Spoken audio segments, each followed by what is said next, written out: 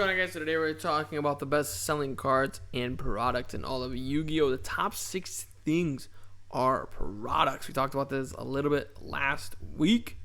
Top 7 things. It's crazy. Assault Synchron is the number 1 selling card in all of Yu-Gi-Oh! I think this kind of proves my thought process behind how TCG Player breaks down best selling. Like, when it comes to best selling, I think, like, it's just most amount of money made, right? Like, there might be some cards that are worth like 50 cents and they'll sell like 100 copies, right? That's like $50, right? But then that, Triple Tactics Thrust, sell 1 copy of that and it's ahead of that card, right?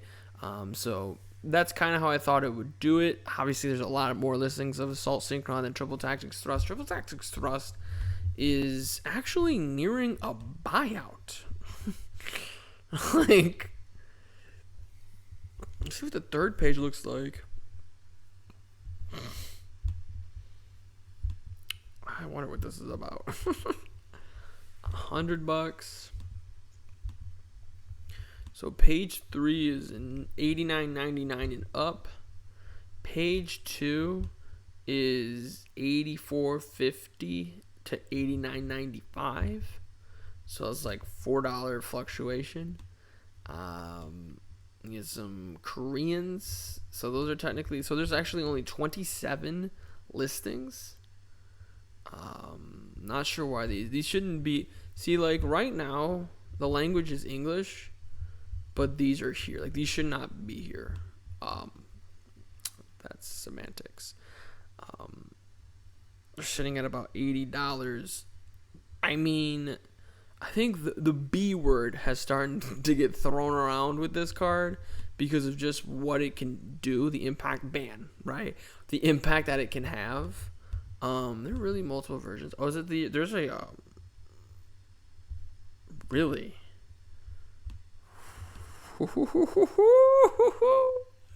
Let's do the math here on this. If you have, I wonder, actually, yeah, let's do that. Let's go bananas. Like, what if we're just, I got money and it's burning a hole in my pocket and I just have a lot of it, right? I actually have a few things on the cart, not just, as is tradition.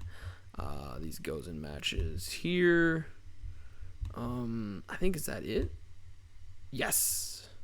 So you spend $610. Taxes and fees, depending on what state you live in, could get you to maybe about $700. You can spend $700 and then flip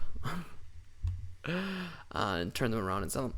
Now, when you compare that ultimate rare, now be careful, right? Because when you compare that ultimate rare to other ultimate rares, right? That's really what you should do if you're going to try that buyout.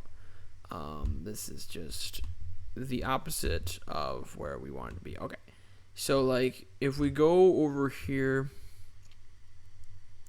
we look for ultimate rare, and then we go to, like, honestly, any, I wish you could click multiple sets easier, but let's do like OTS Tournament Pack 21, the most recent one, right? After 22, or I guess before 22.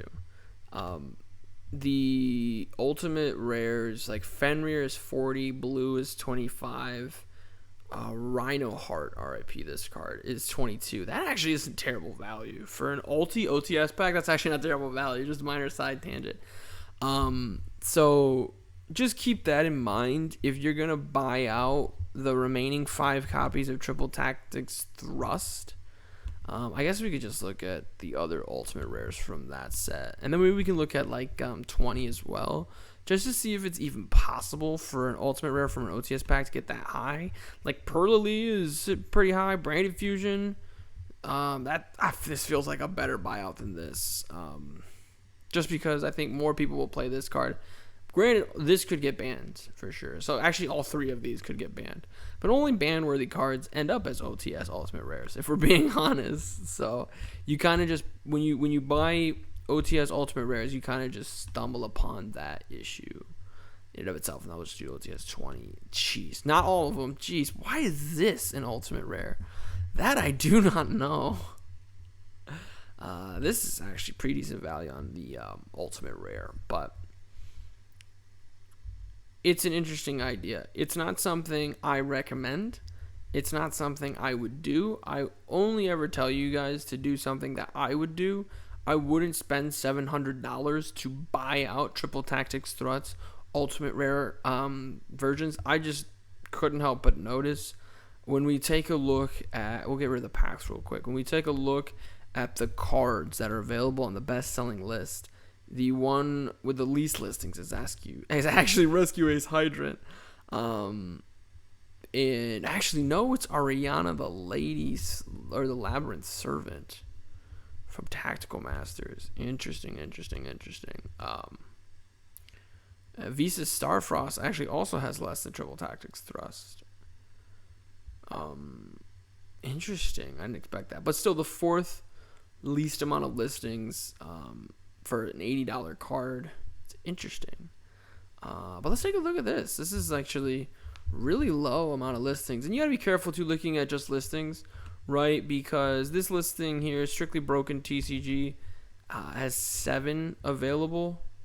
And Game Nut, I don't know if I can say that on YouTube, has 7 available as well.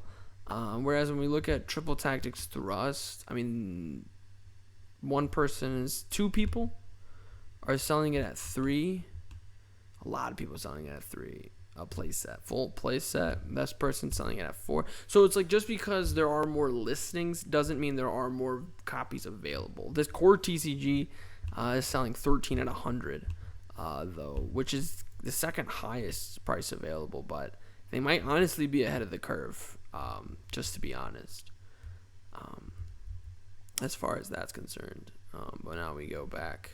I think we'll stick on cards because we did packs last week, so we can stick on cards for a little bit longer.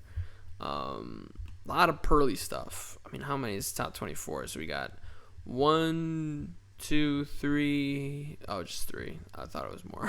3 pearly cards. But I think that is the most represented deck in the top 24, though, all jokes aside. I think there are 2, 3 Synchron cards. 2 Labyrinth cards.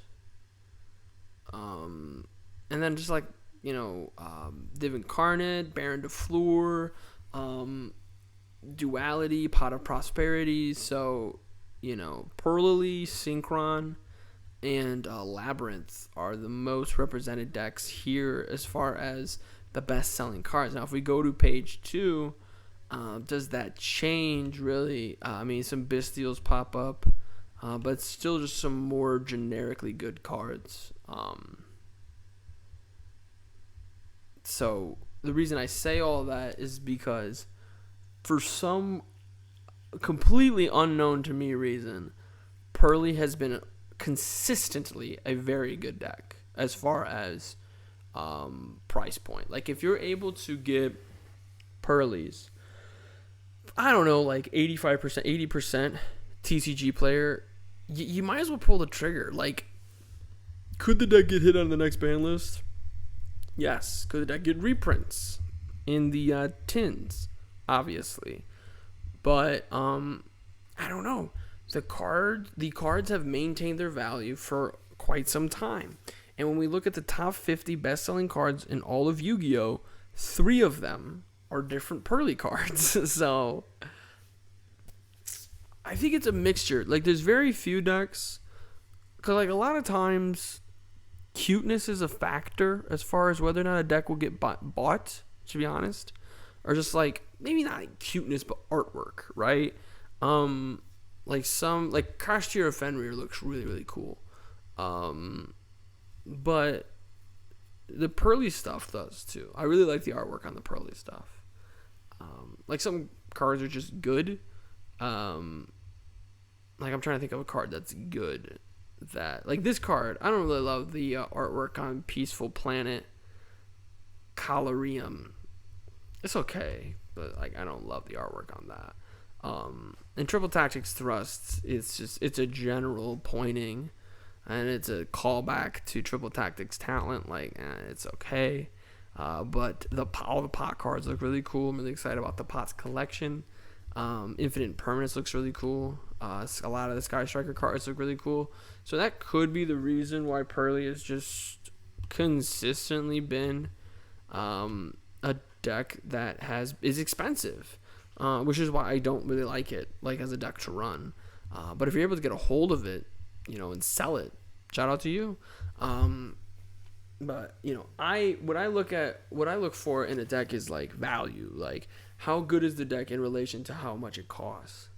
And I think like Pearlies are one of the worst examples right now. Maybe not one of the worst, but Pearlies are definitely a big offender of like costs a lot, and as far as how good it is, like it's probably a tier 1.5, maybe even like top 15 deck. But its price point is that it is the best deck easily, and it's not. But I for some reason I've been in this never-ending war with the Pearly cards. So if you have them and you love them, congratulations. I would sell, but you don't have to. Triple Tactics talent. Now we're on the Triple Tactics vibe.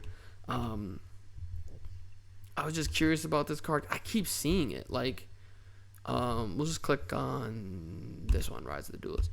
Like, I keep seeing this card in random deck lists. Like, I keep seeing it everywhere.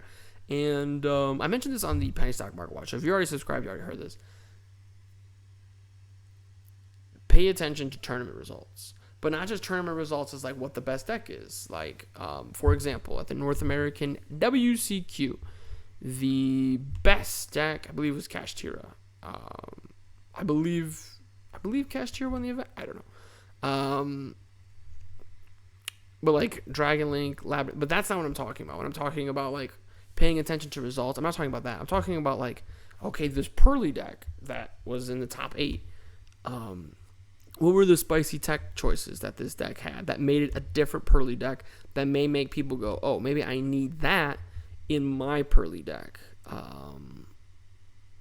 This looks relatively standard, if I'm being honest, but could be a side deck card as well. No, these are pretty standard side deck as well. But even like Nibiru's. Okay, so this person's main decking Nibiru. Who else was main decking Nibiru? Was this hero player main decking Nibiru? No, this hero player was actually main decking no hand traps at all. Wildly enough, they were main decking Triple Tactics talent. But what about this Kashtira? Kashtira main decks a lot of hand traps. They weren't main decking Nibiru, right?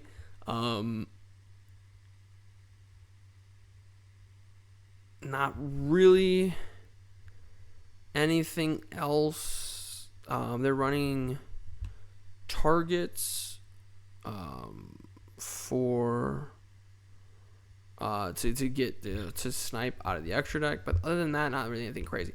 The reason why that's important is because Triple Tactics talent has been able to maintain its value over the course of its lifetime, which I think this is the original version. It's been around for a while. The reason why is because it's consistently used. It's got Change of Heart with no restrictions. I don't think Change of Heart has restrictions. It has Trap Dust Shoot. It has Pot of Greed. Right? It's circumstantial, but the circumstances are really easily met. Right? Also, before Thrust came out, the B word, once again to use that phrase, was getting tossed around with this card. Right?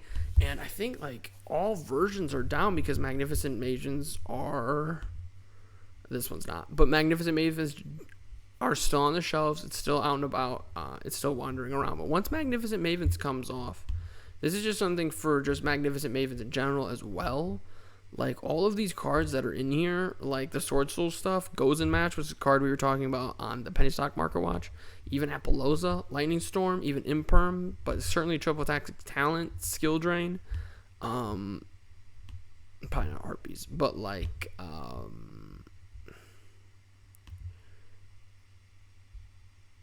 maybe Change of Heart, totally awesome.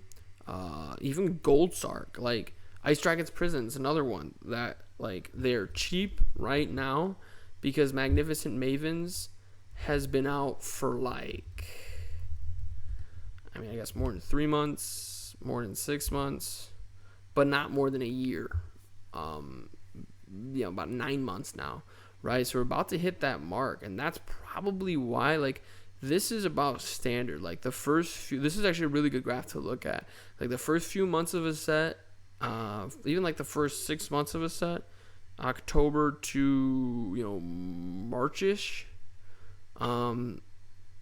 that's usually like when the card is at its sort of like its lowest value, but barring like a ban list, being power crept, or a reprint, it starts to go up in value at about the year and a half, 2 year mark. So all versions of Triple Tactics Talent feel like buys to me, to make a short story long, because it is just an absolutely versatile card that can be used going first, second, or seventh, if you would somehow going seventh. But that's just my 2 cents on that. If this hits 25, if you can get this card for 25, I would pull the trigger. I wonder if it's been sold for 25 and I just missed it.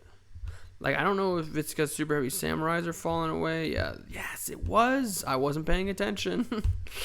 I get a little like notification because I'm on Microsoft Edge, and I get a little notification like, do you want to track this product?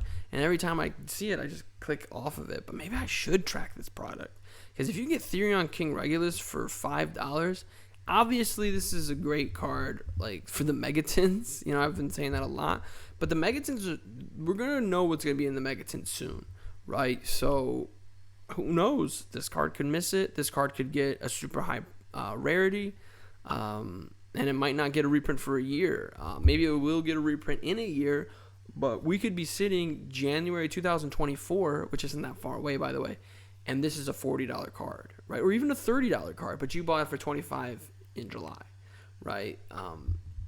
Like, this is just like, look at this. This is the lowest it's, I want to say ever. It's kind of not yet. Last November, it was $23.87. That's probably the lowest it's ever been. So maybe you're waiting for this $20 mark. You're waiting for it to hit that $20 mark. Maybe go under the $20 mark. But I don't know, because something happened. It was like,